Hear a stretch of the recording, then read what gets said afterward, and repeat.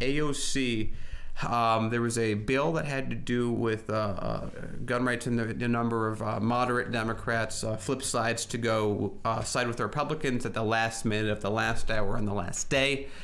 And there were some words that happened. Now, normally, when something like this happens, the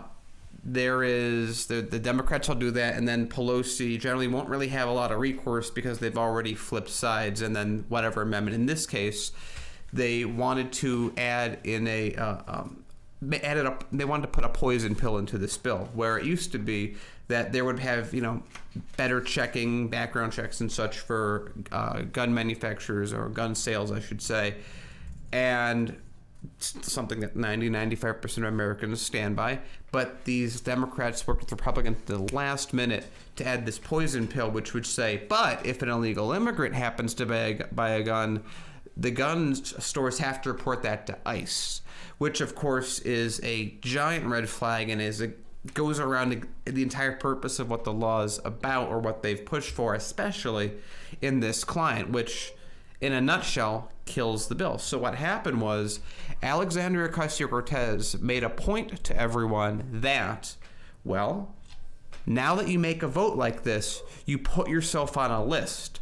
And that got misinterpreted, and the media, the corporate media, of course, didn't interpret it correctly and said, oh, Alexandria is going to put everyone on a list, just like those socialists did back in the day when they had their lists that they put people on. When in reality, all she was saying was, when you vote a certain way, there's a record of that vote, and activists, progressive activists, are going to remember that you did that vote, and you're going to make your own list because of your own vote, because you're a senator and you can't cast a vote behind closed doors. So she's simply pointing out that if you vote a way that your constituents don't want, don't be surprised that you get primaried. And of course, she will support them and everything of that nature. And they were saying there was behind closed doors fights where they were yelling at each other over this. And this goes into a lot of different things that have been happening within the Democratic Party, but I don't want to get ahead of myself right now. Right. So here's the thing we got to remember. With everything that AOC does, corporate media is going to once again vilify her. All what she is stating is that if you are going to vote against your constituents, well, don't be surprised if you're going to be primaried. Don't be surprised if people don't like it. And don't be surprised if people do make a list. And it's not like a list where everyone's all doom and gloom. It's more of the opportunity to find out, well, where do you stand on certain these issues? So we have a corrupt system where money is speech and corporations are people. I'm going to bring it right back to money in politics, because that's a system that we have here in the United States. It's a neoliberal establishment system that's been going on for about 30 plus years. And all what it has done is benefit the top 1%. And so finally, you have a House representative like Alexandria Ocasio-Cortez, as well as the whole new batch of House representatives that were elected during the 2018 midterm general election cycle, come in and actually propose legislation and policies that benefit the majority of the working class people. Look, it's nothing against the top 1%, but for too long, the laws have benefited them. And so here we have a representative like AOC stepping up and actually saying enough is enough. So, and this also goes back to what we've always said too. When we say to people, now's the time to get actively involved, because the only way change is going to happen is if we as voters and constituents make our voices heard. For a long time, I think we've just been subservient to the idea that our votes don't matter, or that the system is so corrupt nothing can be done. We can fix the system. It's going to be a difficult fight, but it's not as difficult as people want to make it sound.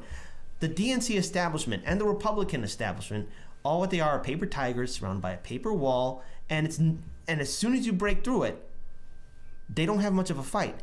AOC defeated Crowley, who was Nancy Pelosi's right-hand man in regards to getting more key seats of power in the House, and she defeated him with average voters and people stepping up. And when it came down to it, when Crowley was still in the race, she still defeated him and her Republican opponent. So I don't want to hear people saying that AOC is just being malicious or evil. She's merely stating out the fact that if you don't get active, if you don't represent your constituents, you are going to be called out for your hypocrisy. For too long, we're used to politicians saying one thing and then crapping in our hats the next day. Daniel. So I want to add into that, because it's a very good point, that ostensibly the counter to all this media narrative is, hey, if your constituents that voted for you are really just that, say that, yes, it's super important that if we have a gun bill, we might kill it to have ICE arrest immigrants that buy guns.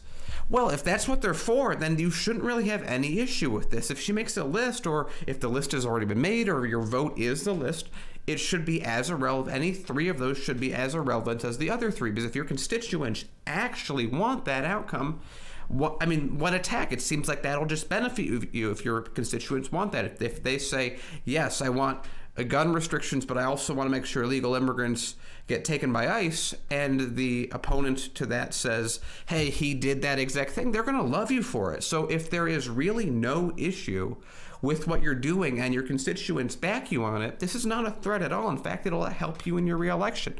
But if this isn't something that your constituents want, and they may be peeved that you killed a bill that they may have very much liked, well, then I think that that's your decision that you made, and you're used to not taking the consequences for, and now you are, and you don't like that because you're not used to having responsibility. Yeah. And as a final note, I think it's very important to realize that people are becoming more actively aware. Since the 2016 presidential election cycle, there has been a large turnout of people being actively involved in politics. But it's going to require more of a movement, especially when we get into 2020. Yeah.